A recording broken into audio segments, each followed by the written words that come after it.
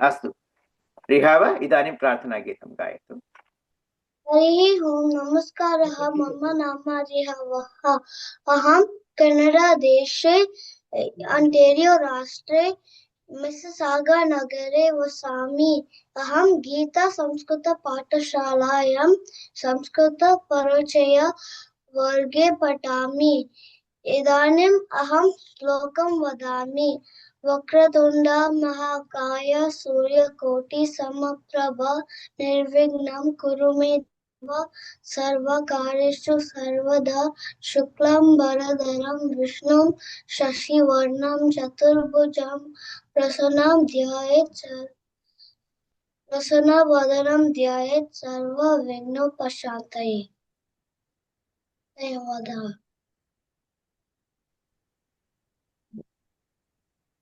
अत्युत्तमम्, उत्तमं रिहाव।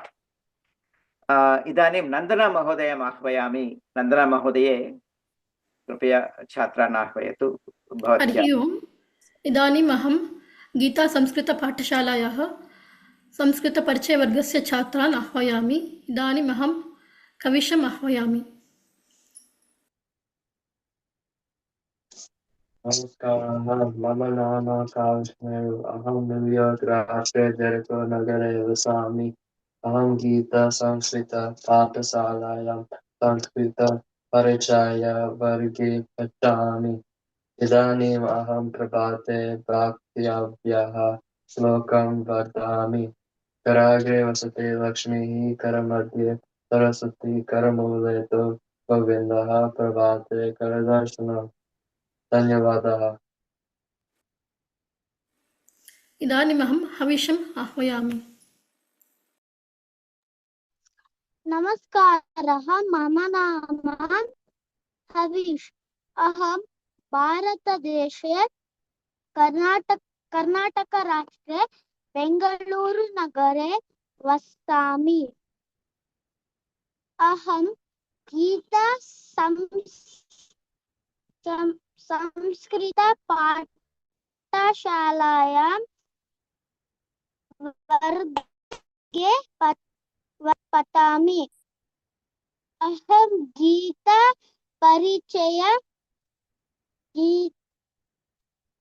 संस्कृत परिचय वर्गे पठामि।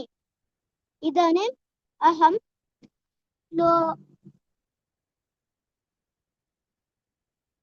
पादस्थापनात् पूर्वं वक्तव्यः श्लोकः पठामि।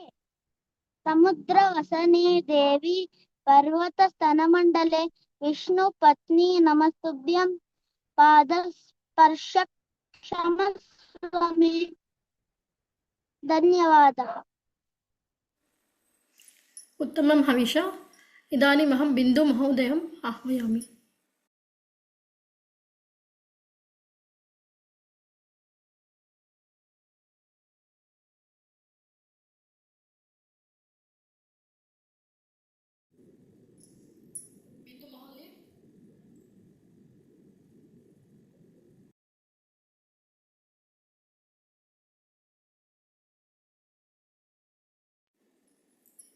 इदानीम् अहं नीलम् आह्वयामि।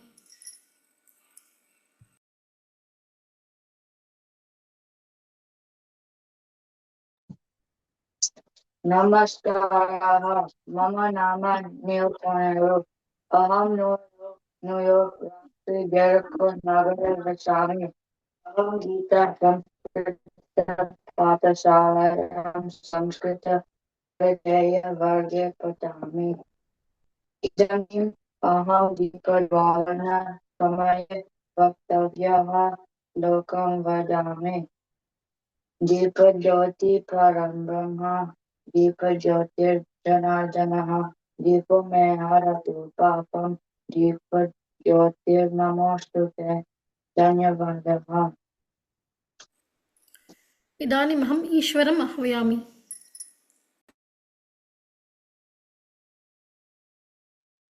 नमस्कारः, मम नाम ईश्वरः। अहं न्यू जर्सी राष्ट्रे लॉरेन्सविल् नगरे वसामि। अहं गीता संस्कृतपाठशालायां संस्कृतपरिचयवर्गे पठामि। इदानीम् अहं श्लोकं वदामि। सरस्वती नमस्तुभ्यं वरदे कामरूपिणि विद्यारम्भं करिष्यामि सिद्धिर्भवतु मे सदा। धन्यवादः। इदानीमहं तोल्कप्पयन् महोदयम् आह्वयामि। नमस्कारः। मम नाम तोल्काप्पियः। अहं न्यूयार्क् राष्ट्रे होल्स्विल् नगरे वसामि। अहं गीता संस्कृतपाठशालायां संस्कृतपरिचयवर्गे पठामि।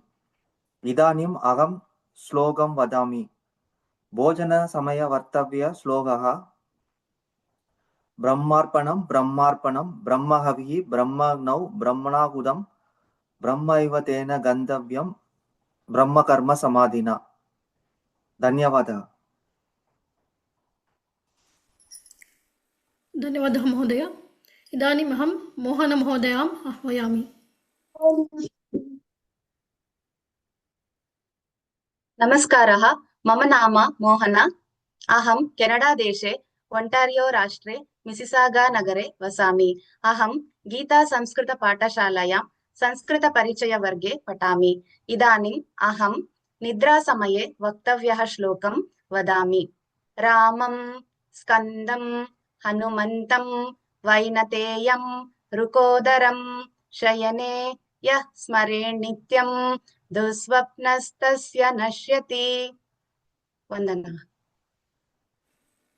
धन्यवादः महोदय। इदानीमहं समृद्धम् आह्वयामि। इदानीमहं हिमोजि महोदयम् आह्वयामि। नमस्कारः। मम नाम हेमोजि रावः। अहम् अमेरिकादेशे ओहायो राष्ट्रे सिन्सिनाटी नगरे वसामि। अहं गीतसंस्कृतपाठशालायां संस्कृतपरिचयवर्गे पठामि। इदानीम् अहं सुभाषितगीतं वदामि। उद्यमेनैव सिद्ध्यन्ति कार्याणि न मनोरथैः नाहि सुप्तस्य सिंहस्य प्रविशन्ति मुखे मृगाः. So the meaning of this Subhashitam is we need to work hard to achieve our goals.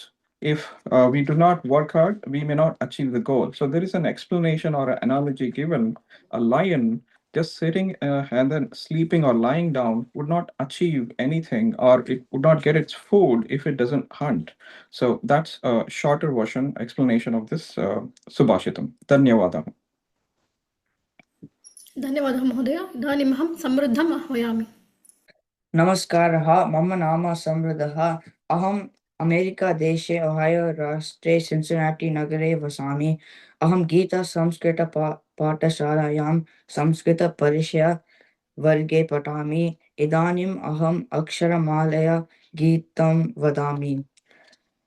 अ आ इ ई उ ऊ ऋ ऋ ऋ ए ऐ ओ औ आ अश्व आ आम्रम् अश्वः चपलः आम्रं मधुरम् इ इक्षुः इ ईशः रक्षत सर्वानपि परमेश्वरः उदकम् ऊर्मिः उदकं प्रवहति ऊर्मिः ऋषिः ऋषिं नमामः ऋहति वयं पठामः एडः स्थूलः पुष्टः ऐन्द्रजालिकः ओतुः म्याव् म्याव् ओतुः औषधं मास्तु।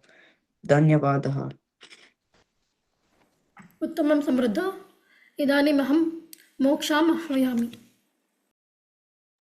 हरि ओम्। नमस्कारः। मम नाम मोक्षा। अहं केनडादेशे ओण्टारियो राष्ट्रे मिसिसागा नगरे वसामि। अहं गीता संस्कृतपाठशालायां संस्कृतपरिचयवर्गे पठामि। इदानीम् अहं कमलं विकसति गीतं गायामि। कमलं विकसति सुन्दरसरसि गङ्गा चटकः गायति चूचू गीतं च जन्य टन् टन् नादं करोति गरुडशाखा हरित हरित तत ददन पश्यन्तु च तां लघु लघु पश्यन्तु च तां लघु लघु मत्स्य यत्र तत्तरे च गहयरालवम् यत्र तत्तरे चित्रपटङ्गः यरालवम् गोदावति शशसहाम् शशकशावकोदावति कोदति शशसहाम् पठन्तु सर्वे वदन्तु सर्वे कर्जटतपम् पठन्तु सर्वे वदन्तु सर्वे कर्जटतपम् गगगगन्या चचचरन्या टटटटना ततततना पपपपमा यरालवशशसहा कंठे कंठे सदैव भवतु वर्णाम्ना माला माला तुत्वा गायामहर लल्लल्लल्लल्ला लल्लल्लल्लल्ला धन्यवादः उत्तमं मोक्ष इदानीम् अहं रिहावम् आह्वयामि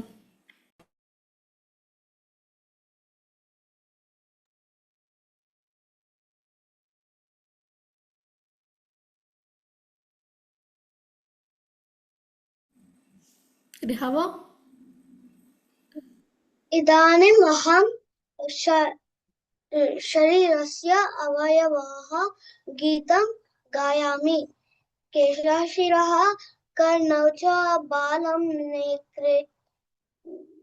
नेत्रे गलौ च नासिका मुखं दन्तः ओष्ठौ जिह्वा चिबुकं ग्रीवास्कन्धौ नासिका मुखं दन्तः ओष्ठौ जिह्वा चिबुकं ग्रीवास्कन्धौ जिह्वा चिबुकं ग्रीवास्कन्धौ जिह्वा चिबुकं ग्रीवास्कन्धौ वक्षस्थलं च उदरं नाभिः वक्षस्थलं च उदरं नाभिः कटिः तृष्टं तथैव श्रोणिः कटिः तृष्टं तथैव श्रोणिः कटिः तृष्टं तथैव श्रोणिः कटिः तृष्टं तथैव श्रोणिः कूर्परौ मणिबन्धौ हस्तौ ऊरु जननी तथैव पादौ ऊरु जननी तथैव पादौ ऊरु जननी तथैव पादौ शरीरमेकं देवमन्दिरं शरीरमेकं देवमन्दिरं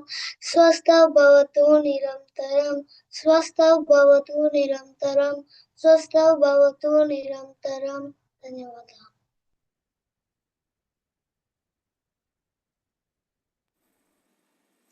इदानीम् अहं सूर्यमहोदयाम् आह्वयामि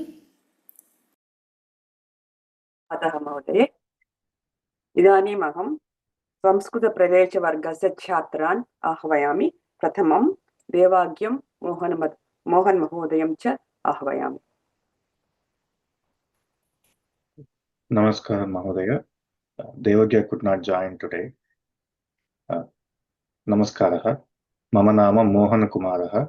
Aham Iowa Rajye Vakinagare Vasami. Aham Gita Samskrita Patashalayam Samskrita Praveshavarke Pathami. Aham Guru Slokam Vadami. सदाशिवसमारम्भां शङ्कराचार्यमध्यमाम् अस्मदाचार्यपर्यन्तां वन्दे गुरुपरम्पराम् धन्यवादः उत्तमं महोदय धन्यवादः इदानीम् अहं पूर्विकम् आह्वयामि धन्यवादः नमस्कारः मम नाम पूर्विकः अहं न्यूयार्क् राष्ट्रे जेरिको नगरे वसामि अहं गीता संस्कृतपाठशालायां संस्कृतप्रवेशवर्गे पठामि इदानीं संस्कृत ध्येयमन्त्रं वदामि पठामि संस्कृतं नित्यं वदामि संस्कृतं सदा ध्यायामि संस्कृतं सम्यक् वन्दे संस्कृतमातरं धन्यवादः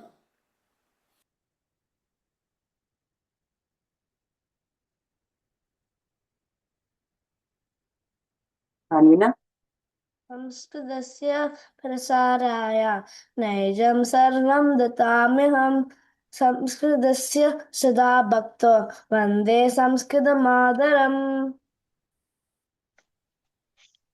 संस्कृतस्य कृते जीवन् संस्कृतस्य कृते यजन् आत्मनम् आहुतं मन्ये वन्दे संस्कृतमातरम् हिन्दुधर्मं समाजं च पवित्रां संस्कृतिं तथा संरक्षयन् विश्वं शान्तिसमन्वितम् हरि ओम नमस्कारः मम नाम हरिणी अहं न्यूयार्क राज्ये जेरिको नगरे वसामि अहं गीता संस्कृत पाठशालायां संस्कृतपरिचयवर्गे पठामि धन्यवादः हरिः ओम् नमस्कारः मम नाम चयना अहं कैलिफोर्निया राष्ट्रे सैन् होसे नगरे वसामि अहं गीता संस्कृतपाठशालायां संस्कृतपरिचयवर्गे पठामि धन्यवादः नमस्कारः मम नाम वन्दना अहं न्यूयार्क राज्ये जेरिको नगरे वसामि अहं गीता संस्कृत पाठशालायां संस्कृतपरिचयवर्गे पठामि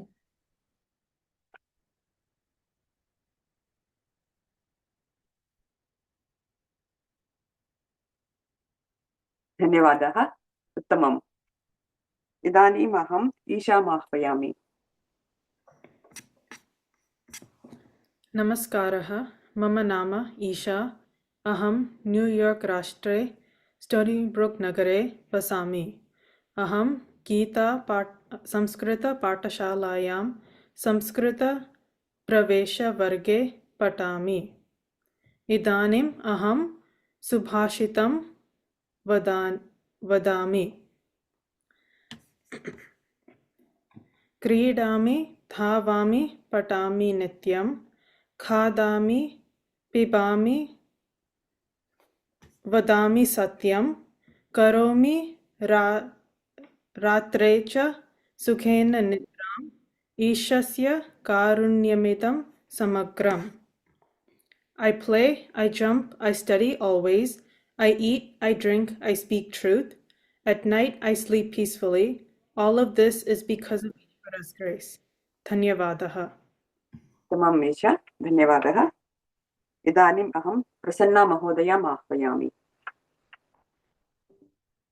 नमस्काराः मम नाम प्रसन्नकुमारी अहं भरतखण्डे आन्ध्रप्रदेश राष्ट्रे विशाखपट्टणम नगरे वसामि अहं गीता संस्कृत पाठशालायां संस्कृत प्रवेशवर्गे पठामि इदानीम् अहं सुभाषितं वदामि भारते संस्कृता भाषा कामधेनु प्रकीर्तिता जननी विश्वभाषाणां विज्ञानस्योपकारिणी भारते संस्कृत भाषा कामधेनु प्रकीर्तिता कामधेनु इति वदन्ति संस्कृत भाषा लोके सर्वभाषाणां माता अस्ति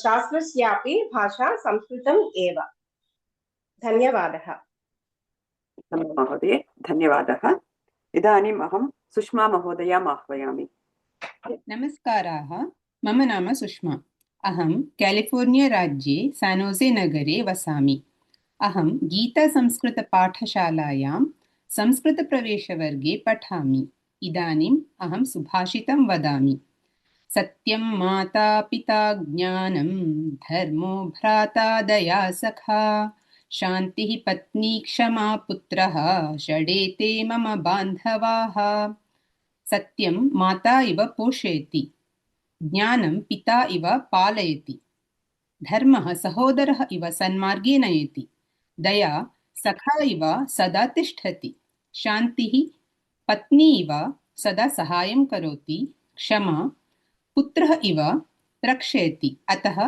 एते षट् मम बन्धुजनाः Just like a mom takes care of her son irrespective of his age, so does honesty and take care of us always. Jnana or wisdom, knowledge, understanding yourself, the relationship between you, God, and nature, and understanding the sacred Bhagavad Gita and implementing it. This kind of knowledge or related to Sanatana Dharma or the eternal truth always protects you like a father. Dharmo rakshati rakshitaha. Dharma always takes you and guides you in the right path like an elder sibling. When you're practicing kindness, you're already practicing Sanatana Dharma. When your heart is full of daya, prema, and jnana, it means you're already at peace, just like a wife maintains peace at home. And tolerance always protects you like a child. Henceforth, these 6 are my real relatives. Dhanyavadaha. धन्यवादः महोदय उत्तमम् इदानीम् अहं प्रवीणा महोदय रेवती महोदयाम् आह्वयामि रेवती महोदय नमस्कारः मम नाम रेवती जोशी अहम् अमेरिका राष्ट्रे न्यूजर्सी प्रदेशे वारन् नगरे वसामि अहं गीता संस्कृतपाठशालायां संस्कृतप्रवेशवर्गे पठामि इदानीम् अहं सुभाषितं वदामि काकदृष्टिः बकध्यानं श्वननिद्रा तथैव च अल्पाहारं जीर्णवस्त्रं पच्येते छात्रलक्षणम्. The meaning of this Subhashitam is, as per the Subhashitam, there are 5 qualities are needed for a student to achieve knowledge and success. The first one is Kakadrishtihi, that is the efforts of a crow. Just as the crow persistently dropped small stones into a pot to raise the water level to quench its thirst, a student must have tireless, persistent effort in his or her studies to achieve knowledge. The second one is Bakodhyanam, focus of a crane. Just as a crane stands still in water, waiting patiently for the perfect movement to catch a fish, a student must also possess intense, one-pointed concentration on their work, blocking out distractions to achieve knowledge. The third one is Shwana Nidra, that is the sleep of a dog. Just as a dog sleeps but remains alert and wakes up instantly at the slightest sound, a student should not oversleep and should wake up easily to stay alert in their learning to achieve perfect knowledge. Alpahari, that is light eater. A student should eat his or her meals lightly to avoid lethargy, thus maintaining high energy for mental tasks to achieve knowledge. The last one is Jeevanavastram, leaving home or comfort zone. In the olden days, a student used to leave his home to study at a Gurukul. But in the modern days, it means leaving the comfort zone, overcoming laziness, and being willing to travel or sacrifice comforts for good education and knowledge. धन्यवादः. धन्यवादः महोदय उत्तमम् इदानीम् अहं प्रवीणा महोदयाम् आह्वयामि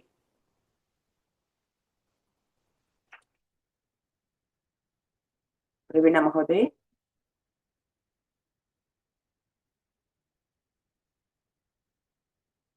इदानीम् अहं कृष्णाराव महोदयम् आह्वयामि नमस्कारः मम नाम कृष्णारावः अहम् इलिनायि राज्ये शिकागो नगरे वसामि अहं गीता संस्कृतपाठशालायां संस्कृतप्रवेशवर्गे पठामि इदानीम् अहं सुभाषितं वदामि न देवो विद्यते काष्ठे न पाषाणे न मृण्मये भावे हि विद्यते देवः तस्मात् भावो हि कारणम् वयं वदामः देवः सर्वत्र अस्ति इति किन्तु कविः वदति देवः काष्ठे नास्ति शिलायां नास्ति मृण्मये अपि नास्ति इति तर्हि कुत्र देवः देवः अस्माकं संकल्पे अस्ति अतः सर्वत्र देवस्य संकल्पं करोतु धन्यवादः धन्यवादः महोदय कृष्णाराव महोदय इदानीम् अहं मिखेलम् आह्वयामि हरि ओम् नमस्कारः मम नाम मिखेलः अहं डेन्मार्क् देशे कोपेन्हेगन् नगरे वसामि अहं न्यूयार्क् गीतसंस्कृतपाठशालायां संस्कृतप्रवेशवर्गे पठामि इदानीम् अहम् एकं सुभाषितगीतं पठामि अयं निजः परुवेदी कनन न लघुचेतसाम् उदारचरितनं तु Vasudeva कुटुम्बकम्. And the meaning of this Shubhashita is that if you only regard your inner circle as your close friends and family, you're narrow-minded. However, if you see the broader world beyond borders and race and religion, you are open-minded, open-hearted. If you see like the broader world as your family and potential friends. Dantavaya. धन्यवादाः इदानीम् अहम् अनुहिताम् आह्वयामि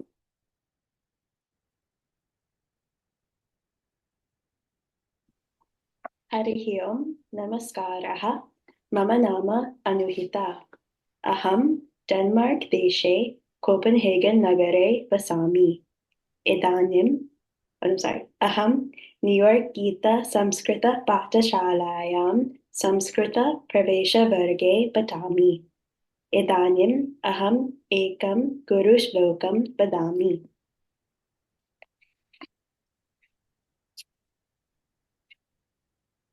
वन्दे गुरूणां चरणारविन्दे सन्दर्शिता स्वात्मा सुखावबोधे निःश्रेयसे जङ्गलिकायमाने संसार हालाहल मोहशान्त्ये आबाहु पुरुषाकरं शङ्खचक्रसीधारिणम् सहस्रशिरसं श्वेतं प्रणमामि पतञ्जलिम् ॐ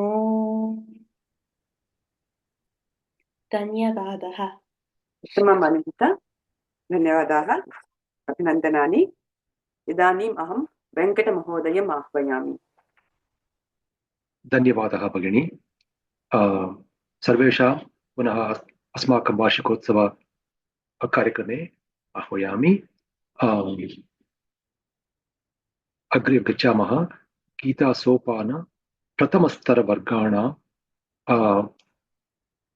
छात्राणाम् इदानीं कार्यक्रमान् प्रदर्शयन्ति तत् कार्यक्रमे प्रथमे अजयमहोदयम् एकं सुभाषितं वक्तुम् आह्वयामि नमस्काराः अहम् अजयः अहं गीतासोपानस्य प्रथमे स्तरे पठामि अहं डब्लिन् नगरे केलिफोर्निया राज्ये वसामि अहमेकं सुभाषितं पठामि विपत्तिधैर्यमथाभ्युदये क्षमा सदसि वाक्पटुता युधि विक्रमः यशसि चाभिरुचिर्व्यसनं श्रुतौ प्रकृतिसिद्धमिदं हि महात्मनाम् एतस्मिन् सुभाषिते सुभाषितं वदति विपत्तिकाले धैर्यं करणीयम् एवं उन्नतिकाले क्षमाभावः भवेत् सभायां सदसि वाक्पटुता आवश्यकी अस्ति तथा युद्धे विक्रम प्रदर्शनं करणीयम् यशः प्राप्तुम् अभिरुचिः भवेत् तथा ज्ञानार्जने व्यसनं भवेत् एतत् सर्वं महात्मनां स्वाभाविकम् आचरणम् अस्ति in English Subhasitam says when in danger your presence of mind is what protects you likewise in prosperity patience forgiveness helps in the court in meetings the orator's skills are very important and in the war your courage, chivalry is important. And not just that, we should have interest in having fame and supreme interest in having knowledge. And these are some of the characters, natural characters of great people. धन्यवादः.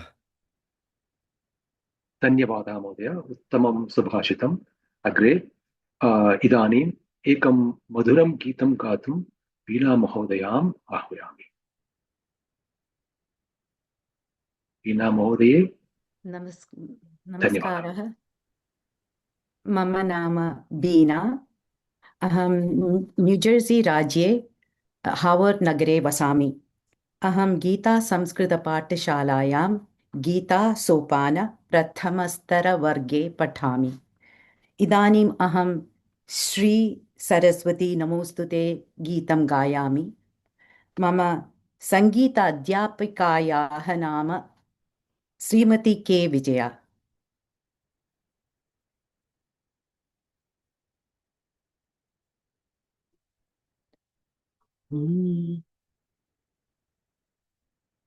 श्री सरस्वती नमोस्तुते. श्री सरस्वती नमोस्तुते. वरदे श्री सरस्वती नमोस्तुते. वरदे श्री सरस्वती नमोस्तुते. परदेवते श्रीपति गौरी पति गुरु गुहा विनुते. विधियुवते श्री सरस्वती नमोस्तुते. परदेवते श्रीपति गौरी पति गुरु गुहा विनुते. विधियुवते श्री सरस्वती नमोस्तुते.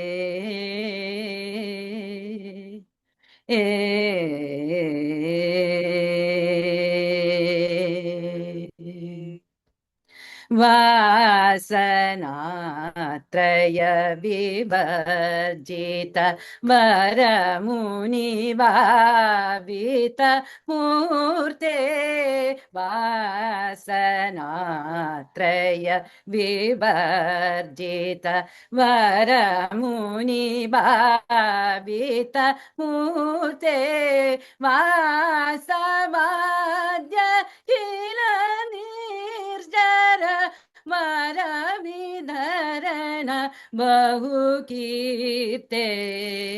वासवाद्य खिल निर्जर वरविधरण बहुकीर्ते. धर हासयुत मुकाम्बुरुहे. धर हासयुत मुकाम्बुरुहे. धरहासयुत मुकाम्बुरुहे. अद्भुत चरणाम्बुरुहे. संसार विद्यापहे सकल मंत्राक्षर गुहे. श्री सरस्वती नमोस्तुते. परदेवते श्रीपति गौरी पति गुरु गुहा विनुते. विधियुवते श्री सरस्वती नमोस्तुते.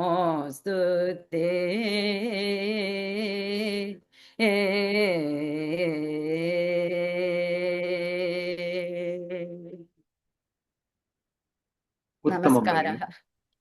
उत्तमं, धन्यवादाः भगिनी. अग्रे मणिमहोदयम् एकं रामचन्द्र भगवन्तं स्तुतिं गातुम् आह्वयामि. हरि ओम्.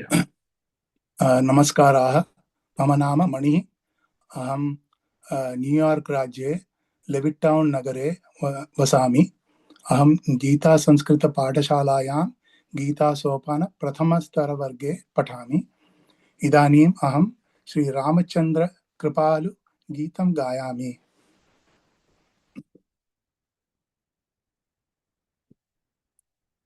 रामाय रामभद्राय रामचन्द्राय वेदसे रघुनाथाय नाथाय सीताय पतये नमः। श्रीरामचन्द्र कृपालु भज मन हरण भव भय दारुणम् नवकञ्जलोचन कञ्जमुखकर कञ्जपद कञ्जारुणम् श्रीराम श्रीराम श्रीराम श्रीराम। कंदर्प अगणित अमित छबिनव नील नीरज सुंदरं कंदर्प अगणित अमित छबिनव नील नीरज सुंदरं पटपीतमानौ तडित रुचि सुचि नौमि जनक सुतावरं श्रीराम श्रीराम श्रीराम श्रीराम। भज दीन बंधु दिनेश दानव दैत्यवंश निकंदनो भज दीन बंधु दिनेश दानव दैत्यवंश निकंदनो रघुनंदनंद कंद कौशल चंद दशरथ नंदनम श्रीराम श्रीराम श्रीराम श्रीराम। शिरमुकुट कुंडल तिलक चारु उदारु अंग विभूषणं शिरमुकुट कुंडल तिलक चारु उदारु अंग विभूषणं आजानुभुजक चरचापधर संग्रामजित खरदूषणं श्रीराम श्रीराम श्रीराम श्रीराम। इति वदत तुलसीदास शंकर शेषमुनिमन रंजनम् इति वदत तुलसीदास शंकर शेषमुनिमनरञ्जनम् मम हृदय कञ्जनिवास कुरु मम हृदय कञ्जनिवास कुरु कामादिकलदय गञ्जनं श्रीराम श्रीराम श्रीराम श्रीराम। धन्यवादाः। उत्तमगीतम् अत्युत्तमं महोदय, धन्यवादः। अग्रे गीतासोपान प्रथमस्तरवर्गस्य छात्रान् पुनः आह्वयामि, एकं रूपं पश्यामः। धन्यवादः वेङ्कटेश महोदय। मम नाम मैत्रेयी, अहं गीतासोपानस्य प्रथमस्तरस्य छात्रा अस्मि। नमः सर्वेभ्यः। वयं सर्वे मिलित्वा गीता सोपानस्य प्रथमस्तर छात्राः मिलित्वा इदानीं एकं रूपकं प्रदर्शयामः। कश्चित् नगरे मन्दिरे रामनवमी उत्सवः भविष्यति। उत्सवस्य कृते केचन जनाः सम्भाषणं कुर्वन्ति। प्रथमं दृश्यमस्ति, एकः पुरुषः तस्य मित्रं भक्ष्यापणे मिलितवान्। हरिः महोदय, महेशः महोदय। नमस्कारः महेशः, भवान् कथमस्ति? नमस्ते हरि महोदय, अहं कुशली अस्ति। भवान् कथम् अस्ति? अहम् अपि कुशली अस्मि। भवतः कुटुम्बः कथमस्ति? सर्वे सुखिनः सन्ति। अहं भवन्तं गतवारं दीपावली उत्सवं न दृष्टवान्। आम्, अहं व्यस्तः अभवम्। अस्मिन् सप्ताहान्ते भवन्तः मन्दिरं गन्तुं योजनां कुर्वन्ति वा? आम्, अहं रामनवमी उत्सवं गमिष्यामि। उत्तमम्, अहं भवन्तं तत्र मेलितुं प्रतीक्षां करोमि। धन्यवादः। द्वितीयं दृश्यम्, एका महिला तस्याः मित्रं कार्यालये मिलितवती। उषा, सतीशः। नमस्कारं सतीश महोदय, भवान् कथम् अस्ति? नमो नमः उषा महोदये, अहं कुशली अस्मि। कथम् अस्ति भवती? अहमपि कुशलमी अस्मि। अहं प्रष्टुम् इच्छामि यत् अस्मिन् सप्ताहान्ते भवतः काचित् योजना अस्ति वा? आम्, रामनवमी उत्सवस्य कृते अहं मम परिवारेण सह मन्दिरं गन्तुं योजना अस्ति। एवम् अस्ति वा? तत् शोभनं।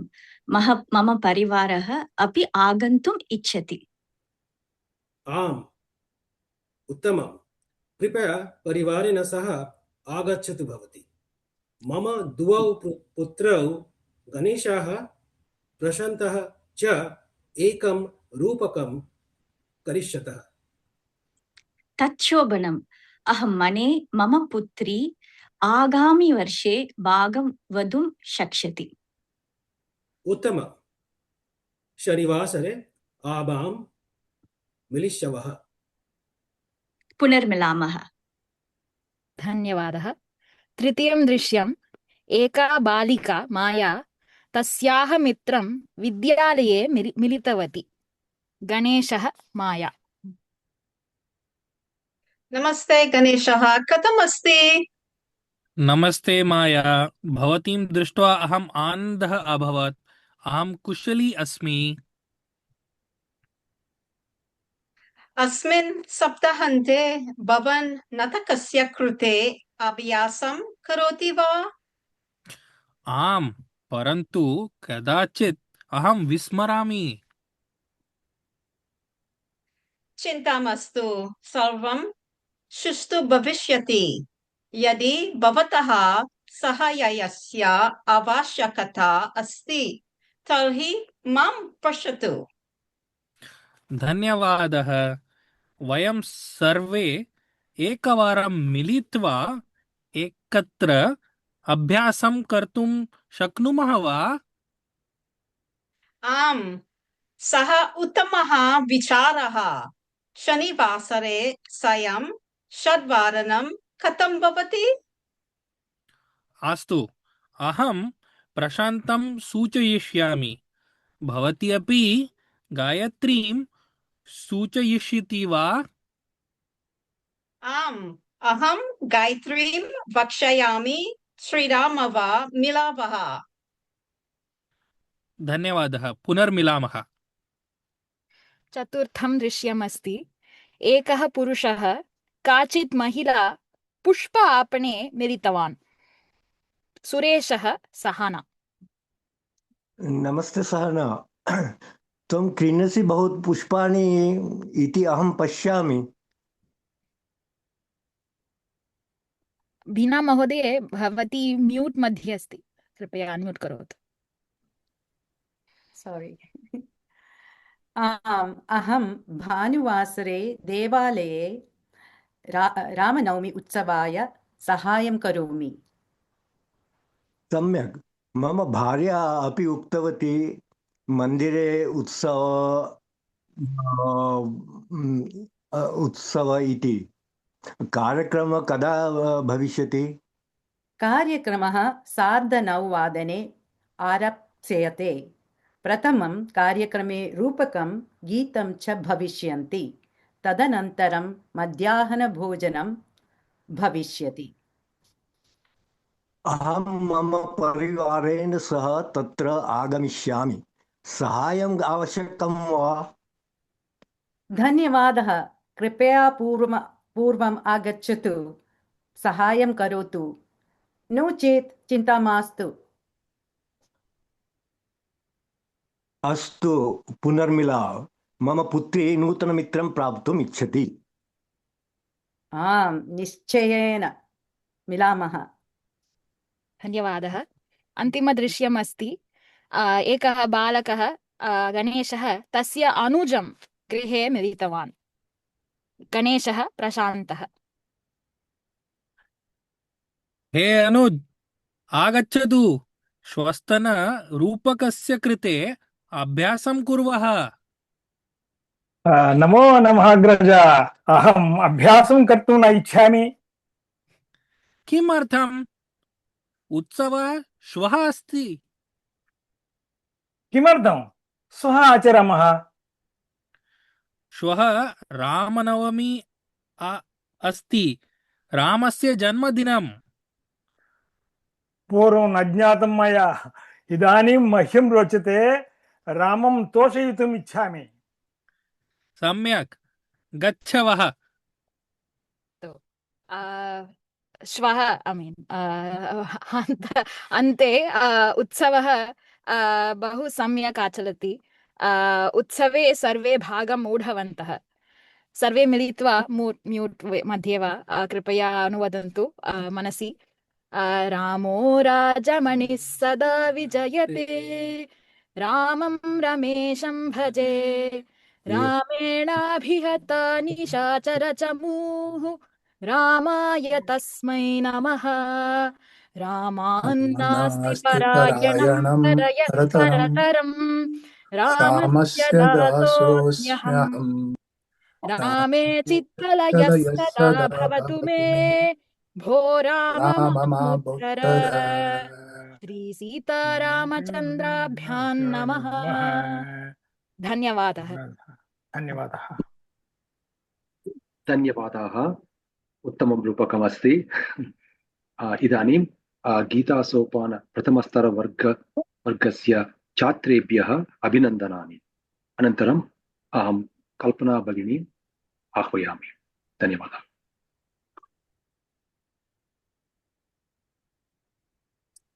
हरिः ओम्। नमस्कारः। मम नाम कल्पना।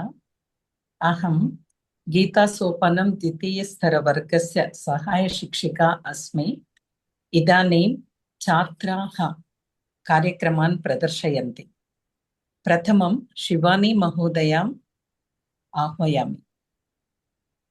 नमस्कारः, मम नाम शिवानी। अहं न्यूयार्क राज्ये जेरिको नगरे वसामि। अहं गीता संस्कृतपाठशालाया द्वितीयस्तरवर्गे पठामि। इदानीम् अहं श्रीगणनाथं गीतं गायामि। सरि ग म प द नि सा, सरि द प म रे म ग रे सा। श्रीगणनाथं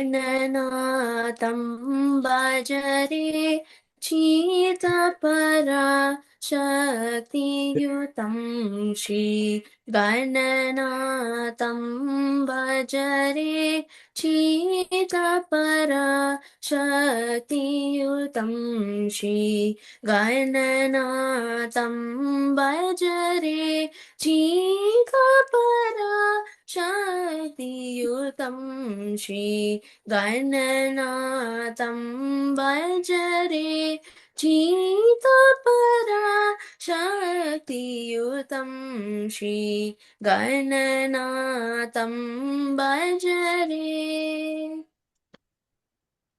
नागयज्ञसूत्रधरं नादनया नन्दकरं नागयज्ञसूत्रधरं नादनया नन्दकरं नागयज्ञसूत्रधरं नादनया नन्दकरं श्रीगणनाथं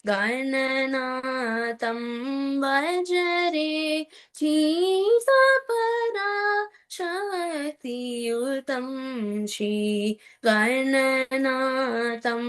भजरे आगमादिसन्नुतम् अखिलदेवपूजितं योगशायि भावितं भोगिशायि सेवितम् आगमादिसन्नुतम् अखिलदेवपूजितं योगशायि भावितं भोगिशायि सेवितं रागद्वेषादिरहितरमणीयहृदयविदितं रागद्वेषादिरहितरमणीयहृदयविदितं श्रीगुरुगुहसन्मुदितं चिन्मूलकमलस्थितं श्रीगुरुगुहसन्मुदितं चिन्मूलकमलस्थितं श्रीगणनाथं भजरे श्रीसपरा शक्तियुतं श्रीगणनाथं भजरे धन्यवादः अत्युत्तमं धन्यवादाः शिवानी महोदय। इदानीम् अहं कविता महोदयाम् आह्वयामि। नमस्काराः, मम नाम कविता। अहं गीता संस्कृतपाठशालायां गीतासोपानस्य द्वितीयस्तरवर्गे पठामि। अहम् एकं गीतं गायामि।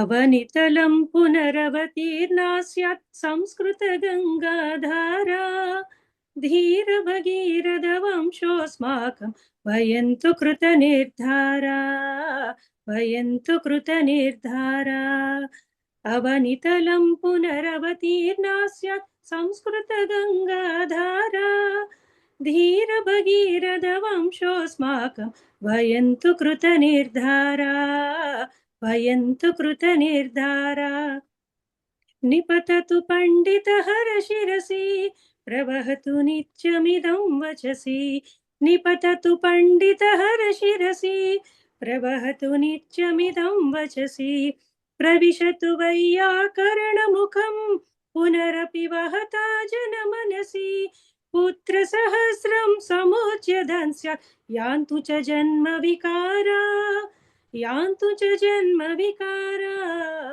धीरभगीरथवंशोऽस्माकं वयन्तु कृतनिर्धारा वयन्तु कृतनिर्धारा ग्रामं ग्रामं गच्छामः संस्कृतशिक्षां यच्छामः ग्रामं ग्रामं गच्छामः संस्कृतशिक्षां यच्छामः सर्वेषामपि तृप्तिहितार्थं स्वक्लेशं न हि गणयेम कृते प्रयत्ने किं न लभेत एवं सन्ति विचारा धीरभगीरथवंशोऽस्माकं वयन्तु कृतनिर्धारा वयन्तु कृतनिर्धारा या माता संस्कृतिमूला यस्या व्याप्तिः सुविशाला या माता संस्कृतिमूला यस्या व्याप्तिः सुविशाला वाङ्मयरूपा सा भवतु लसतु चिरं सा वाङ्माला सुरवाणीं जनवाणीं कर्तुं यतामहे कृतिशूरा धीरभगीरथवंशोऽस्माकं वयं तु कृतनिर्धारा वयं तु कृतनिर्धारा अवनितलं पुनरवतीर्णा स्यात् संस्कृतगङ्गाधारा धीरभगीरथवंशोऽस्माकं वयं तु कृतनिर्धारा वयं तु कृतनिर्धारा। धन्यवादाः।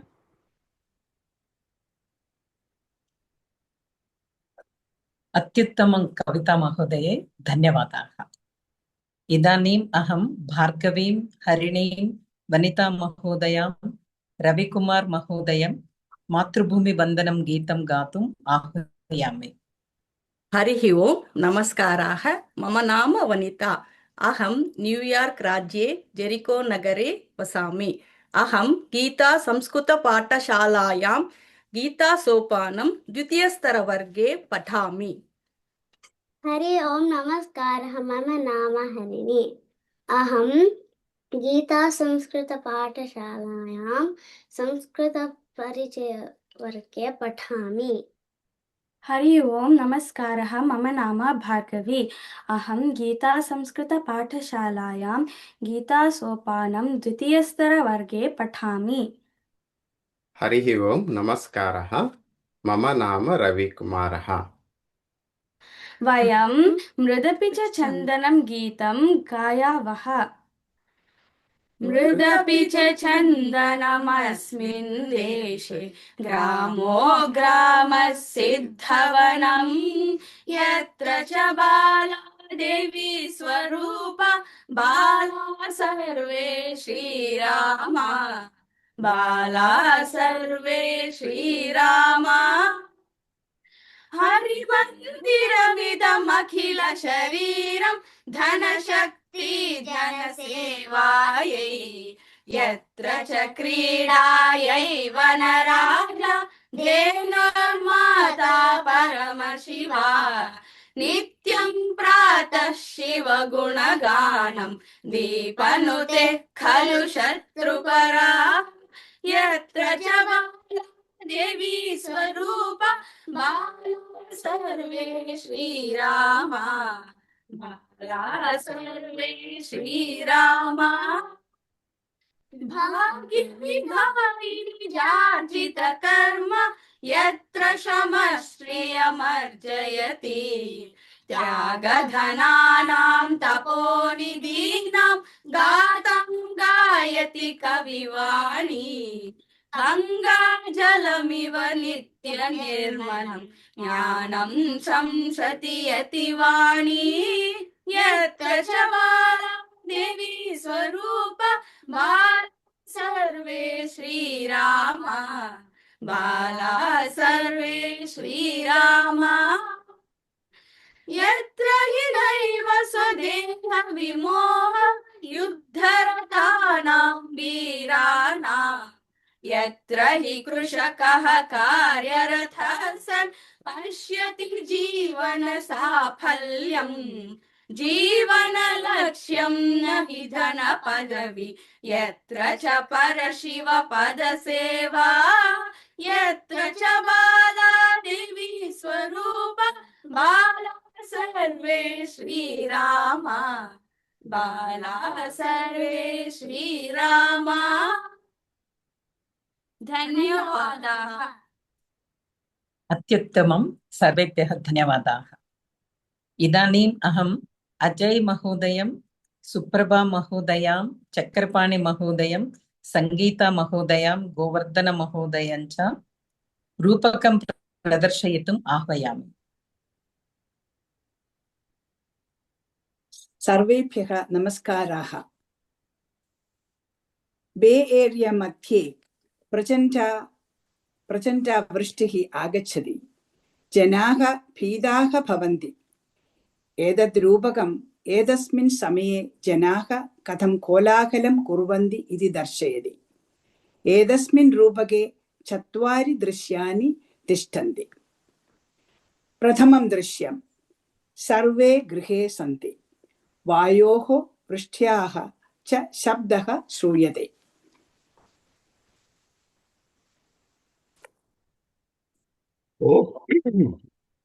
भोः, वार्ता श्रुता किम्? प्रचंडा वृष्टिः आगच्छति। श्वः प्रातः कालपर्यन्तं बेरिया प्रदेशः द्वीपः भविष्यति। बहु चिन्तायाः विषयः। अजय, एतत् तु केवलः चन्दवातः एव। वयं सैनोसे नगरे वसामः। अमेज़ान् नगरे न चिन्ता नास्ति। मित्राणि, मम अन्तर्जालस्य गतिः 200 मिलिसेकेण्ड्स् अस्ति। अतीव मन्दं। फैबर् लैन् तन्तुरेखा विनश्यति चेत् मम घोरा समस्या वर्धिष्यते। पुत्र, शान्ति, चिन्ता न करणीया। अहं तु पाकशालायाः परिशीलनं कृतवती। मैगी आर्द्रकं च पाकशालायां नास्ति।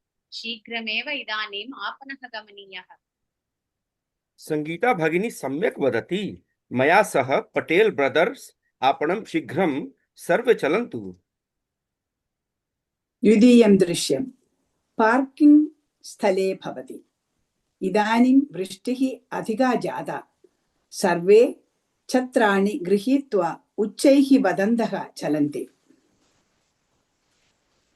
एकम् एकम् अन्तः आगच्छतु।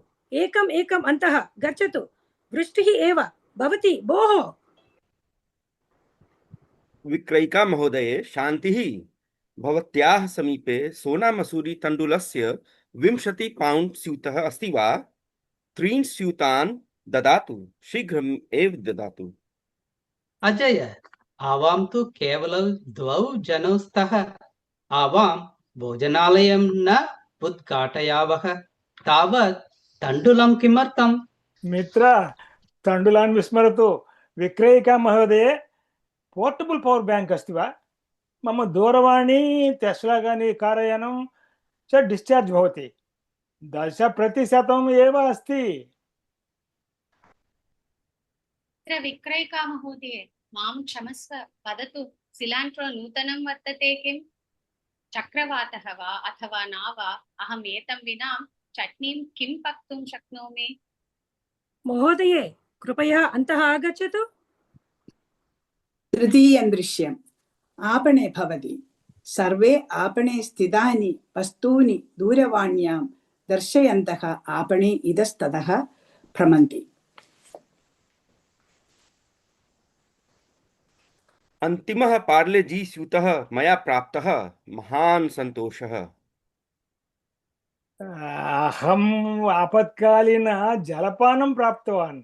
इदानीम् अस्माकं समीपे पर्याप्तम् अल्पाहाराः भज्जिताः सन्ति। अहं तु केवलं क्षीरम् इच्छामि। परन्तु सर्वे जनाः 5 गालन् क्षीरं किमर्थं क्रीणन्ति? मम मार्गात् दूरं गच्छतु।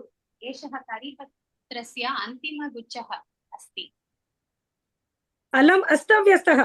स्पैस् वित्यां धावनं मा कुरुत कृपया। चक्र महोदय, भोः पश्य, बैटरीस्। तानि AAA बैटरीस्। अस्माकं करदीपे D बैटरीस् स्थापनीयानि। AAA बैटरीस् न। अहं तथापि क्रेष्यामि। वयं तानि योजयितुं शक्नुमः। चतुर्थं दृश्यम् आपणे चेकौट् लैन् मध्ये भवति। सर्वे पङ्क्त्यां तिष्ठन्ति। तेषाम् आपणशकटानि वस्तुभिः पूर्णानि सन्ति। परन्तु तेषां समोसानाम् आम्राणां मूल्यं 400 डालराणि। बहु अधिकं मूल्यम् अस्ति। प्रतीक्षां कुर्वन्तु सर्वे। विद्युत् पुनरागच्छेदेव। किं वैफै मृतं गतम्? मित्राणि, वर्तमान वातावरणस्य वृत्तान्तं पश्यन्तु। किम् एषः 5म श्रेण्याः चक्रवातः अस्ति? न, चक्रवातः उत्तरदिशां प्रति गतः। एषः 10 निमिषेषु शान्तः भविष्यति। ओ, अस्तु।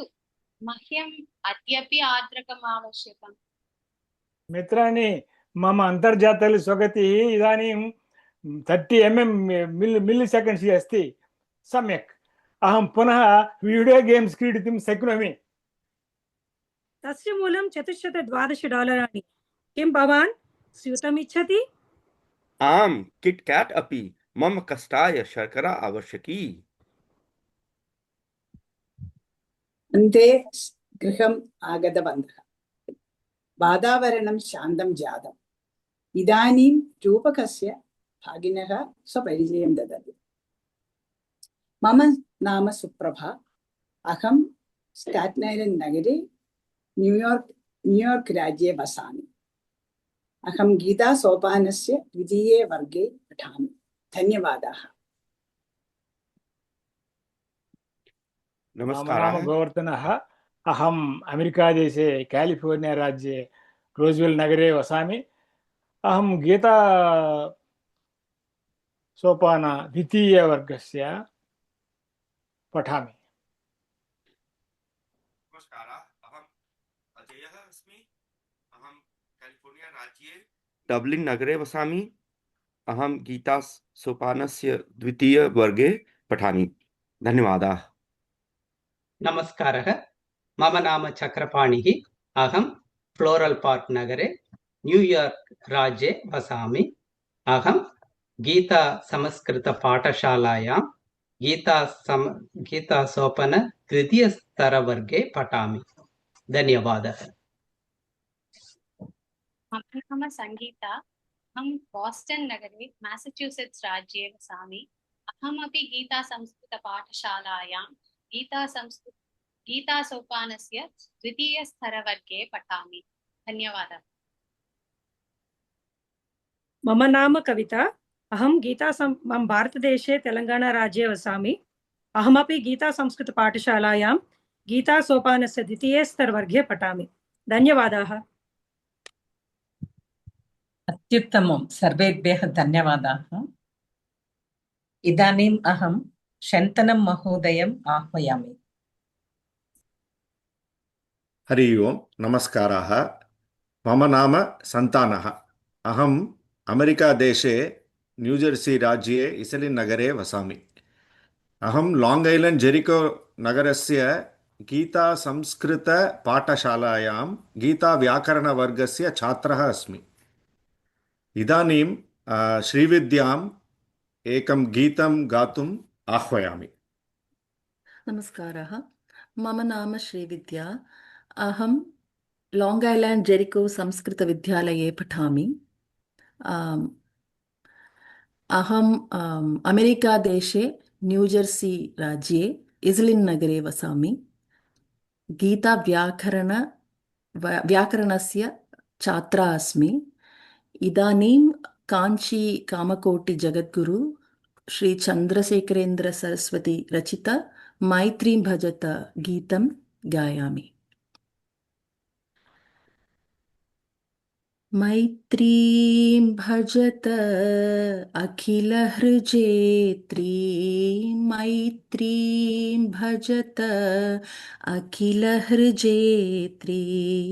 मैत्रीं भजत अखिलहृजेत्री। आत्मवदेव परानपि पश्यत, आत्मवदेव परानपि पश्यत। युद्धं त्यजत स्पर्धां त्यजत, युद्धं त्यजत स्पर्धां त्यजत, त्यजत परेष्वक्रममाक्रमणं, त्यजत परेष्वक्रममाक्रमणं। मैत्रीं भजत अखिलहृजेत्री, मैत्रीं भजत अखिलहृजेत्री। जननी पृथिवी कामदुगास्ते, जननी पृथिवी कामदुगास्ते। जनको देवः सकलदयालुः, जनको देवः सकलदयालुः। धाम्यत दत्त दयत्वं जनतः, दाम्यत दत्त दयत्वं जनतः श्रेयो भूया सकलजनानां श्रेयो भूया सकलजनानां श्रेयो भूयात् सकलजनानां श्रेयो भूयात् सकलजनानां श्रेयो भूयात् सकलजनानां। धन्यवादः। धन्यवादः महोदय, अति उत्तमम्। इदानीं गीता व्याकरण छात्रान् रूपकं प्रदर्शयितुम् आह्वयामि। चम्पका महोदय।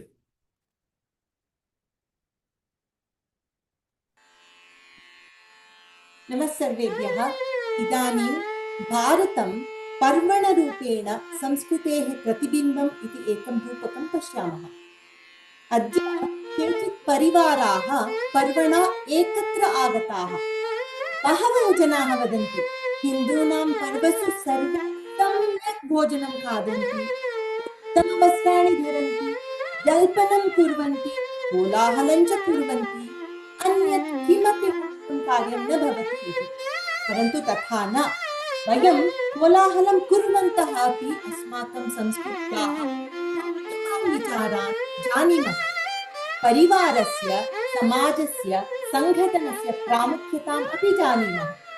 एतस्मिन् रूपके वयं चतुर्णां परिवाराणां पर्वणि मेलनं कथं भवति इति पश्यामः। अत्र त्रयाणां वंशश्रेणीनां जनाः कथं सम्भाषणं कुर्वन्तः, हसन्तः एव विचारान्, सन्देहान् च विनिमयं कुर्वन्ति इति पश्यामः। कृपया अन्तः आगच्छन्तु, आगच्छन्तु, उपविशन्तु। सर्वे जनाः उपविशन्तु। सर्वे कुशलं वा? यदा जनाः एकत्र उपविश्य जल्पनं कुर्वन्ति, नूतनं विषयान् चर्चामपि करिष्यन्ति, तदा एव पर्वणः महत्त्वं, सुन्दरत्वं च भवति। मम पुत्र्या अनुभवः अपि एतत् अस्ति। सर्वे उत्सवान् उत्साहेन आरभ्यते, तदनन्तरं चर्चां भवति, तत्पश्चात् भूरिभोजनं च भवति। सत्यं वा? अनन्तरं यदा निद्रा आगच्छन्ति, तदा गम्भीरवार्तालापस्य आरम्भं भवेत् इति मम मति। एतत्तु अप्रत्याशितविमर्शः। पर्वदिन उत्सवः अस्माकं संस्कृतेः आधारः। यतः भारते उत्सवः अपि शिक्षणम् इति मन्यन्ते। आम्, उत्सवः च अस्मान् स्मारयन्ति यत् जीवनं न केवलं दिनचर्यायाः उत्तरदायित्वस्य च विषयः, अपि तु चिन्तनस्य, मेलनस्य च विषयः अपि अस्ति। भारतीय सभ्यता सहस्रेभ्यः वर्षेभ्यः जीविता अस्ति। मेलनस्य, विचारविमर्शस्य, भिन्नमतस्य च सम्मानम् एव एतस्याः सफलतायाः कारणम्। द्वितीयं दृश्यम्। अहम् एकं सुभाषितं वदामि, शृण्वन्तु। रत्नाकरधौतपदां हिमालयकिरीटिनीं ब्रह्मराजऋषिरत्नाभ्यां वन्दे भारतमातरम्। भारतस्य महत्त्वं किम्? सनातनधर्मस्य कथं विशेषः? पश्यामः किम्? सर्वे उपविष्टाः सन्ति, युवाः कुतूहलाः, चञ्चलाः च दृश्यन्ते। वयं पश्यामः यत् भारतस्य माहात्म्यं ज्येष्ठैः गर्वेण कथ्यन्ते, परन्तु अद्यत्वे निवसन्तः युवकः इति कृत्वा अहं स्पष्टतया अवगन्तुम् इच्छामि यत् अस्माकं देशः कथं महान् अभवत्। भारतस्य गरिमा न केवलं तस्य प्राचीने इतिहासे वा आध्यात्मिकप्रतिष्ठायां वर्तते, अपि तु सनातनधर्मे दृढतया स्थिते सति निरन्तरं परिवर्तनशीलायाम् अनुकूलनक्षमतायाम् अपि वर्तते। सनातनधर्म इति कः? अध्यात्मकविद्या अस्ति वा अथवा अनुष्ठान उपचार वा इति मम शङ्का अस्ति। सर्वदा एतत् विषयम् अहं शङ्के। सनातनधर्मः केवलं संस्कारेषु वा रीतिषु न सीमितः नास्ति। सत्यता, आत्म अनुशासनं च इत्यादीन् शाश्वतसिद्धान्तान् निर्दिशन्ति यत् सर्वेषां कृते प्रवर्तते। अस्माकं धर्मः प्रश्नं न तिरस्करोति, अपि तु चर्चां प्रचोदयति। वस्तुतः विचारणीयं, जिज्ञासम्, आत्मचिन्तनं च प्रवर्धयति। सम्यक्। भगवद्गीता च एतान् सिद्धान्तान् सरलतया व्याख्यायते। एतत् सर्वे अगत्य स्वजीवने अभ्यासं कर्तुं शक्नुवन्ति। यदा ज्ञानस्य बोधनं सम्भाषणरूपेण भवति, न तु आदेशरूपेण, तदा अङ्गीकारः सरलः भवति, यदा कदापि आनन्दकरः अपि भवति।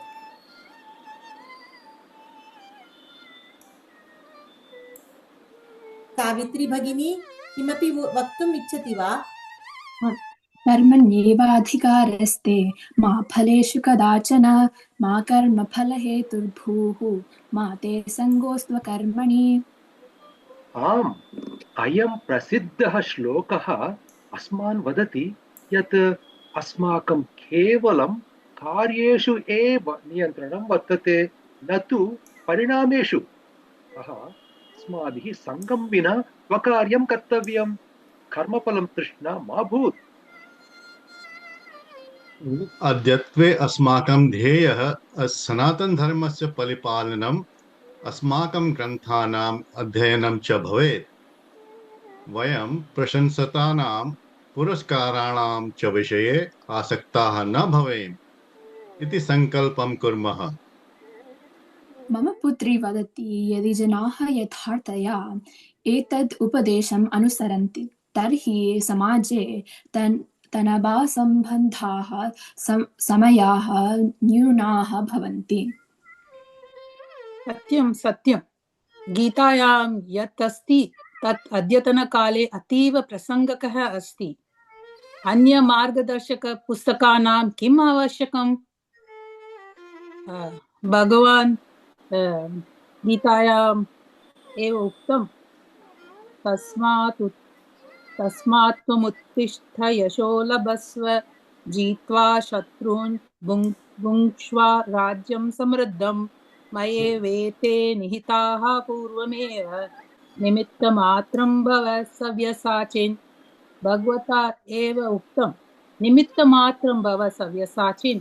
मया पूर्वमेव एतत् शत्रवः निहिताः सन्ति। अतः अस्माभिः सर्वे निमित्तमात्रं भूत्वा कार्यं करणीयम् इति मम चिन्तनम्। गीतायुगे वैयक्तिक सामाजिक च निर्देशनं कर्तुं शक्नोति। गीताया व्यावहारिक बोधनम् एककारणम्। चतुर्थं दृश्यं। रोहन् महोदय, भवतः कः अभिप्रायः? यतः वयं संस्कृतभाषां न जानीमः, अतः गीतातः श्लोकान् उल्लेखयामः। अनुवादानाम् उपरि बहु आश्रिताः स्मः। तत् कदाचित् बोधयितुं निष्फलः भवति। अतः एव संस्कृतशिक्षणं महत्त्वपूर्णं। स्वज्ञानं वा पाण्डित्यप्रतिभां च दर्शयितुं न, अपि तु अस्माकं शास्त्राणि सुलभतया सम्यक् च अवगन्तुम्। आमां, संस्कृतभाषायाः व्याकरणं तार्किकं, व्यवस्थितं च इति सर्वे जानन्ति। एतत् पाणिनिऋषिणा औपचारिकं कृतं। संस्कृतभाषायाः अभ्यासः बुद्धिं तीक्ष्णं करोति, विचारस्य स्पष्टताम्, उच्चारणं च वर्धयति।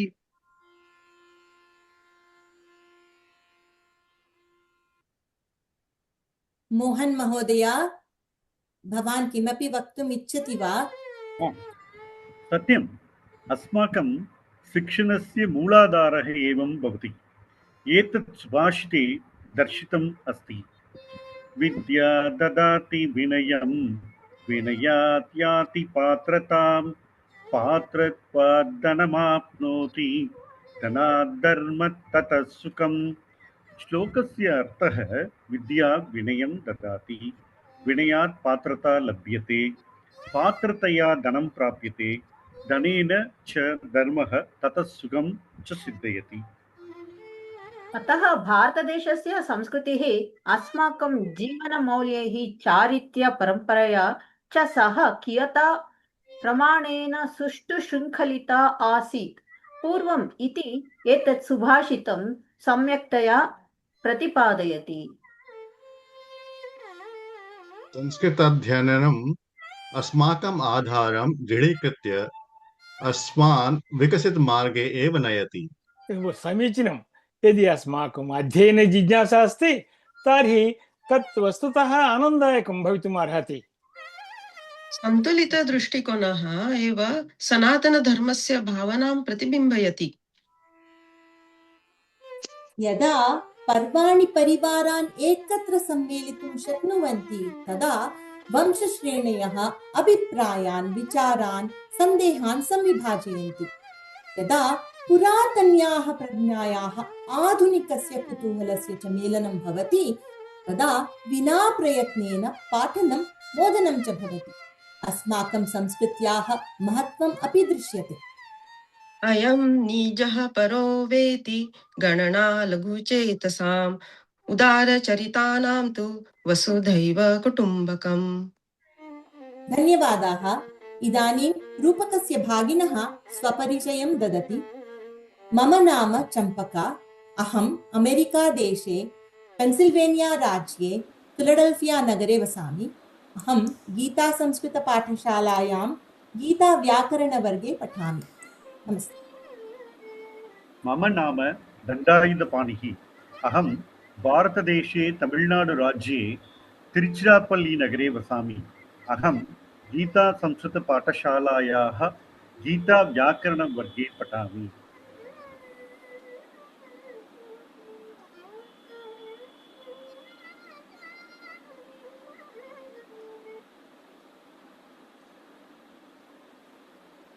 नमः सर्वेभ्यः मम नमस्कारः।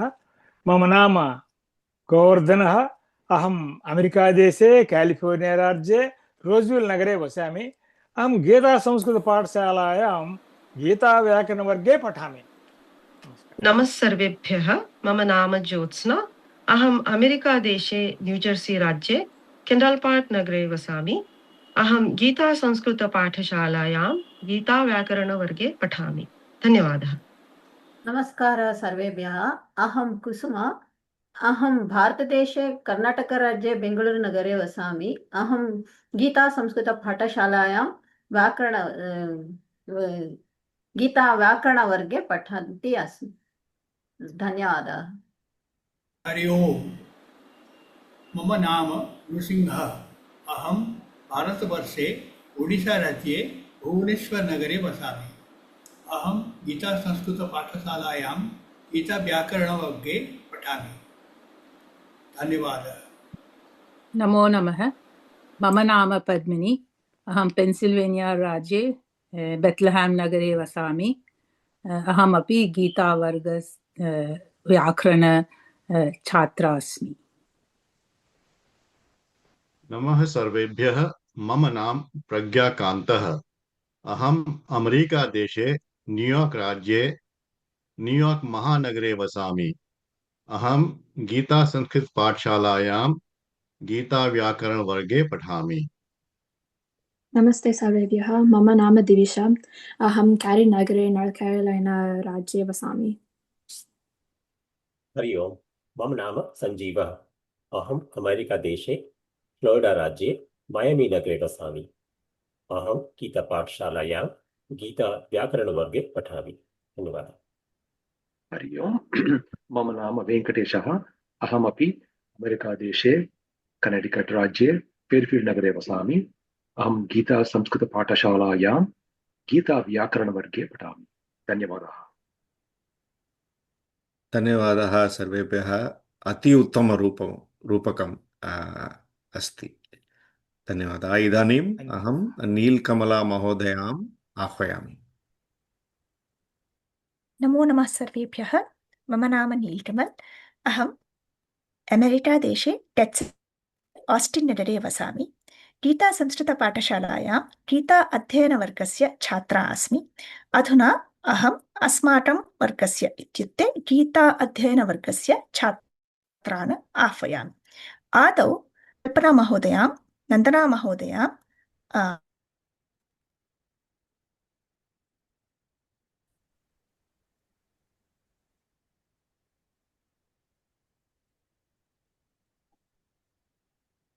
हरिः ओम्। नमस्काराः। मम नाम कल्पना। अहं भारतदेशे तेलङ्गानाराज्ये हैदराबाद् नगरे वसामि। न्यूयार्क् गीता संस्कृतपाठशालायाः गीताध्ययनवर्गस्य छात्रा अस्मि। इदानीं गीता संस्कृतपाठशालायाः शिक्षिकाः वयं षट्पदीस्तोत्रम् इति आदिशङ्कराचार्याणां कृतिं गायामः। अविनयमपनय विष्णु दमय मनःशमय विषय मृगतृष्णाम् भूतदयां विस्तारय तारय संसार सागरतः। दिव्यधुनी मकरन्दे परिमलपरिभोग सच्चिदानन्दे श्रीपतिपदारविन्दे भवभयखेदच्छिदे वन्दे। सत्यपिभेदापगमे नाथ तवाहं नमामकीनस्त्वम् सामुद्रो हि तरङ्गः क्वचन समुद्रो न तारङ्गः। उद्धृतनगनगभिदनुज दनुजकुलामित्र शिशिदृष्टे दृष्टे भवति प्रभवति न भवति किं भवतिरस्कारः। मत्स्यादिभिरवतारैः अवतारवतावता सदा वसुधां परमेश्वर परिपाल्यो भवता भवतापभीतोऽहम्। दामोदर गुणमन्दिर सुन्दर वदनारविन्द गोविन्द भवजलधि मथन मन्दर परमं दरमपनयत्वं मे।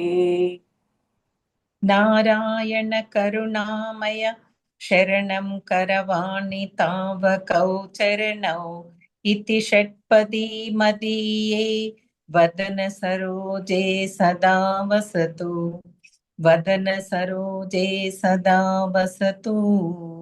श्री शुक्राचार्य विरचित षट्पदी स्तोत्रं संपूर्णं। धन्यवादाः। हरि ओम्। नमस्कारः। मम नाम सूर्यकुमारी। अहं न्यूयार्क् राष्ट्रे जेरिको नगरे वसामि। अहं गीता संस्कृतपाठशालायां संस्कृत अध्ययनवर्गे पठामि। धन्यवादः। हरिः ओम्। नमस्कारः। मम नाम नन्दना। अहं कैलिफोर्निया राज्ये फ्रीमोण्ट् नगरे वसामि। अहं गीता संस्कृतपाठशालायां गीता अध्ययनवर्गे पठामि। धन्यवादाः। अभिनन्दनानि महोदयाः। अधुना अहं भर्तृहरेः शतकात् एकं श्लोकं श्रावयामि। तर्हि श्लोकः एवं वर्तते। वयमिह परितुष्टा वल्कलैस्त्वन्दुकूलैः सम इव परितोषो निर्विशेषो विशेषः स तु भवतु दरिद्रो यस्य तृष्णा विशाला मनसि च परितुष्टे थवान् को दरिद्रः। अस्य श्लोकस्य अर्थः किञ्चित् पश्यामः। एषः श्लोकः कश्चन राजा अपि च कश्चन यतिः द्वयोः मध्ये सम्भाषणस्य विषयः वर्तते।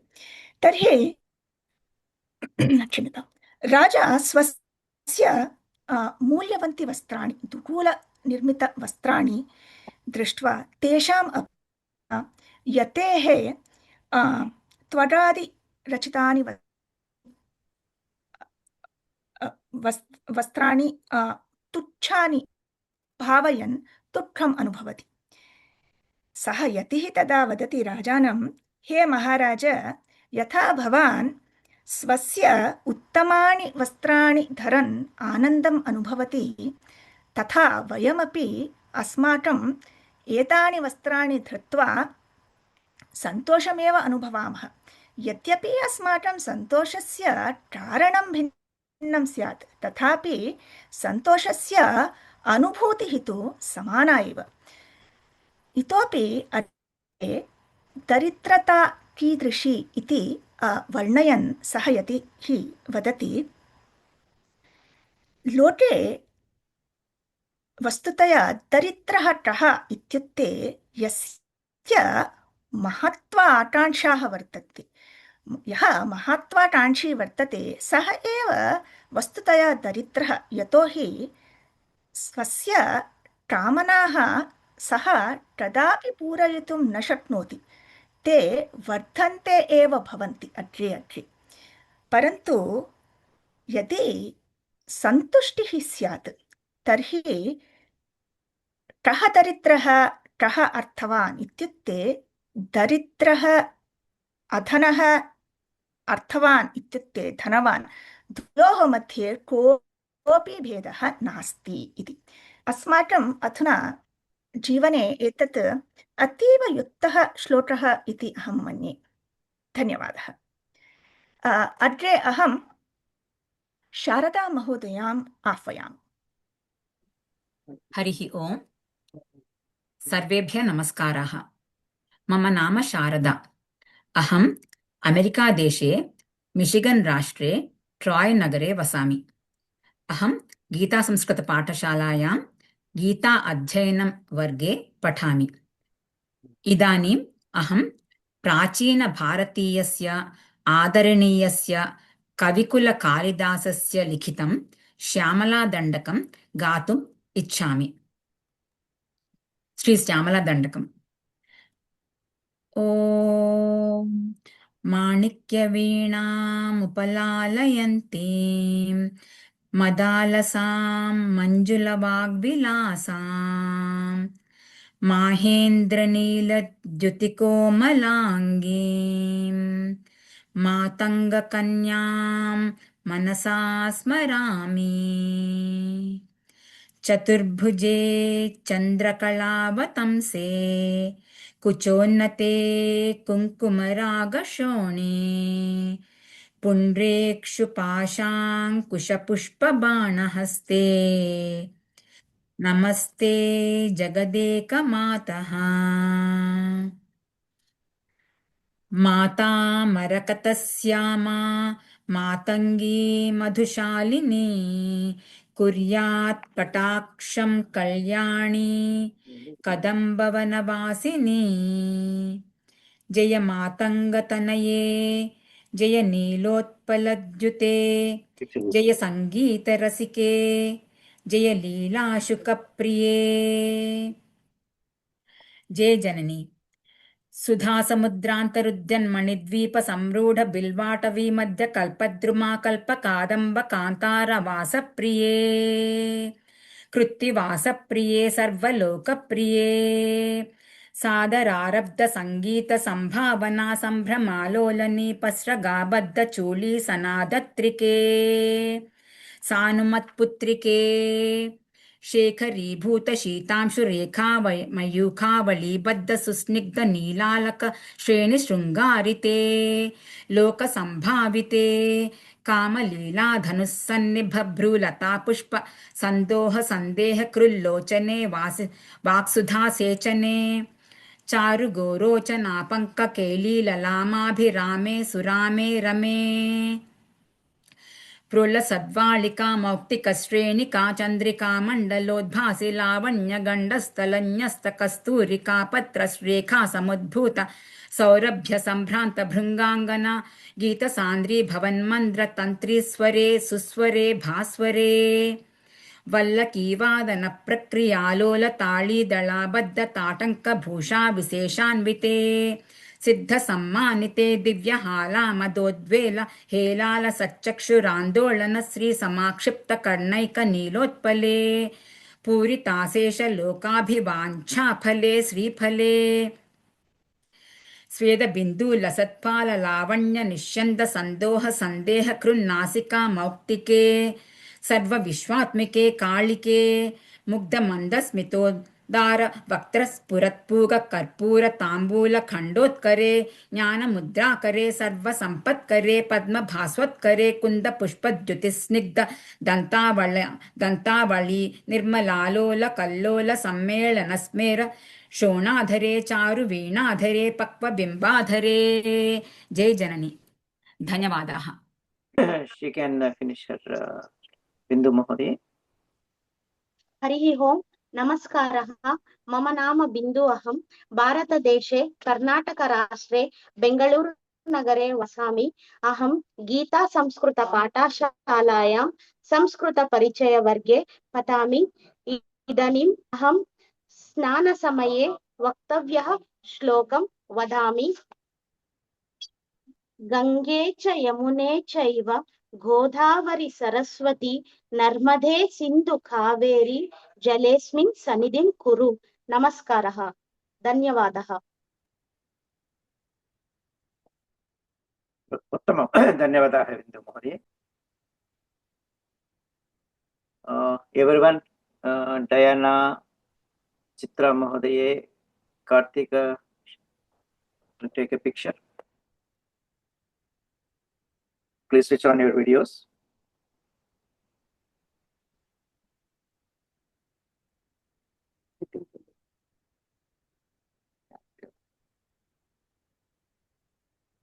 Screen.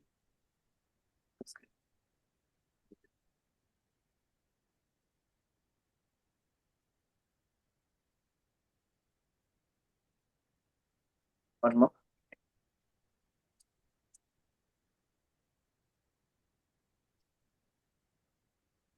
Now, another picture using snipping tool.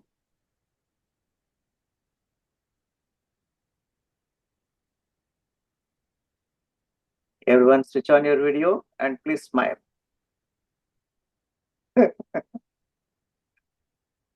Both.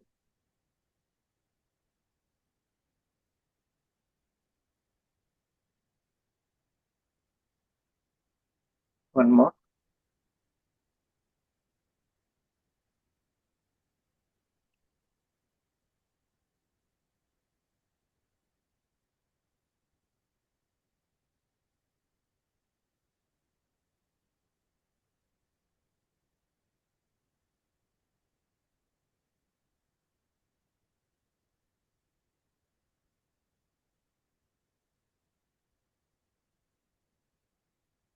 So, yeah, once again, I'm taking one more. Everybody, please switch on. Those who are not switched on before. One more. And please smile. Okay. So, those who learn Sanskritam and studying Sanskritam always smile, right? No other choice. We have nothing to worry. We're all blessed. Astu, Uttamam. And before we start the skit, Pravina Mahodaye, I think she also missed her chance. Pravina Mahodaye, Bhavati Danim Kartum Shaknoti va? Are you ready? Yes, sir. Uttamam. Karatu. Can I? Yeah, please. Namaskaraha. Namaskaraha. मम नाम प्रवीणा। अहं तेलंगानाराष्ट्रे हैदराबाद नगरे वसामि। अहं गीता संस्कृतपाठशालायां संस्कृतप्रवेशवर्गे पठामि। इदानीम् अहं सुभाषितं वदामि। हस्तस्य भूषणं दानं, सत्यं कण्ठस्य भूषणं, श्रोत्रस्य भूषणं शास्त्रं, भूषणैः किं प्रयोजनं। हस्तस्य अलङ्कारः कङ्कणं न, दानमेव। कण्ठस्य अलङ्कारः माला न, सत्यमेव। कर्णस्य अलङ्कारः कर्णाभरणं न, सत्कार्यश्रवणमेव। कङ्कणं, माला, कर्णाभरणम् इत्यादि अलङ्कारैः किं प्रयोजनम्। धन्यवादः। अत्युत्तमं, धन्यवादाः। सञ्जीवमहोदयम् आह्वयामि धन्यवादवचनानि वक्तुम्। हरि ओम्। मम नाम सञ्जीवः। अहम् अमेरिकादेशे फ्लोरिडा राज्ये मायामी नगरे वसामि। अहं गीतापाठशालायां गीताव्याकरणवर्गे पठामि। समापनात् पूर्वम् अस्माकम् अद्भुताय श्रोतृवर्गाय हार्दिकं धन्यवादं ज्ञापयामि। विशेषतः यत् भवन्तः अन्तपर्यन्तम् अस्माभिः सह स्थितवन्तः। ऑनलाइन कार्यक्रमेषु एतत् लघु नास्ति। आदरणीयेभ्यः आचार्येभ्यः अपि हृदयपूर्वकं धन्यवादः। ये धैर्येण मार्गदर्शनं कृतं तथा च भाषाशिक्षणं सुलभतरं रमणीयतरं च कृतम्। सर्वेषु वर्गेषु सर्वेभ्यः सहभागिभ्यः अपि धन्यवादः। भवताम् उत्साहाय, प्रयासाय तथा च धैर्येण वक्तुं प्रयत्नाय अत्यन्त स्नेहपूर्वकः विशेष धन्यवादः कनिष्ठतमेभ्यः सहभागिभ्यः ये परिचयवर्गे सन्ति। पुनः सर्वेभ्यः धन्यवादः। युष्माभिः एषः कार्यक्रमः जीवन्तः अर्थपूर्णः च कृतः। अत्युत्तमं, धन्यवादाः सञ्जीव महोदय। धन्यवादान् समर्पितवान् इति महोदयाय धन्यवादाः। Thank Mahodaya for thanking everybody. Right? Bhavatu. Thanks to everyone. All the students who participated. You can see the effort they must have put. Right? A lot of effort has gone into everything which is done today. So, heartiest congratulations, Abhinandanani Sarvebhyah, and those in the audience, almost 3 hours, right? It is not easy to sit for 3 hours, and thank you all for patiently watching, and very sorry for the interruption, and thanks to Champa Mahodaya and others who helped to fix that thing. Dhanyavadaha. And definitely I want to once again thank. It is people think that since I am teaching all the time, so I am doing everything. No, I don't deserve all the credit. So definitely the Sikshakaha, the other teachers who helped, Venkata Mahodaya, Kalpana Mahodaya, Nandana Mahodaya, and especially Surya Mahodaya. So it is a little embarrassing to praise wife in front of everybody, but I don't care. She deserves it because I teach, I do everything, but she teaches 2 classes, the Samskrita Parichaya and Pravesha, with the help of Nandana, and there's a lot of homework for kids. It takes 5-6 hours just to correct the homework and send the feedback and again get the feedback. It takes a lot of time. Plus even this Karikrama, arranging everything, making the spreadsheet. You got a nice spreadsheet, right? Accurate timing and all that. Who did that? Surya. So I am really proud of her contribution. She was a student earlier and she was not attending classes regularly. So I had to make her a teacher so that now instead of complaining, now she has no time to complain because there is so much work. So that's what all of you should do. Those of you who do not have time to do homework, you become teachers. Right? Then you will find time. So thank you one and all. We are all really blessed to be able to speak Sanskritam, to be able to read Ramayana, Mahabharatam, Bhagavad Gita. We are blessed. So let us continue to be blessed. Let us learn Sanskritam. Jayatu Sanskritam, Jayatu Manukulam. Idanim Shanti Mantram Uktva Viramamaha. Harini and Bhargavi will chant the Shanti Mantra.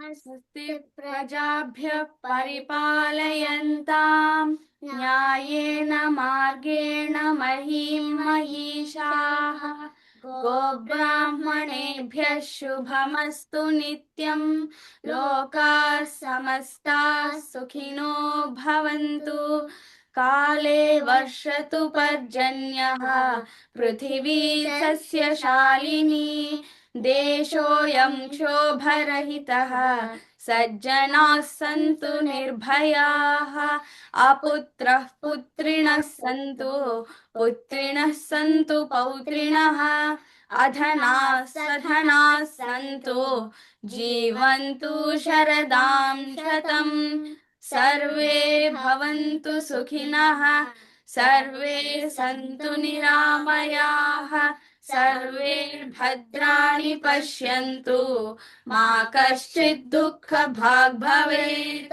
ॐ शान्ति शान्ति शान्तिः। धन्यवादाः। धन्यवादाः। अत्युत्तमम्। सर्वे भवन्तु सुखिनः सर्वे सन्तु निरामयाः। Let everybody be peaceful and happy. Let everybody be healthy, free from disease, physically and mentally. More important. Dhanyavadaha. No classes next week for spring break. I know it is very difficult not to have a Sanskritam class in a weekend. What else we do, right? I know it is hard, but it's okay. Sometimes you take a break from Sanskritam class. It's okay. So next weekend no classes, but the weekend after classes as usual. So happy to see you all. Dhanyavadaha. Narmilama. धन्यवादः धन्यवादाः धन्यवादः धन्यवादाः धन्यवादः धन्यवादाः धन्यवादः धन्यवादः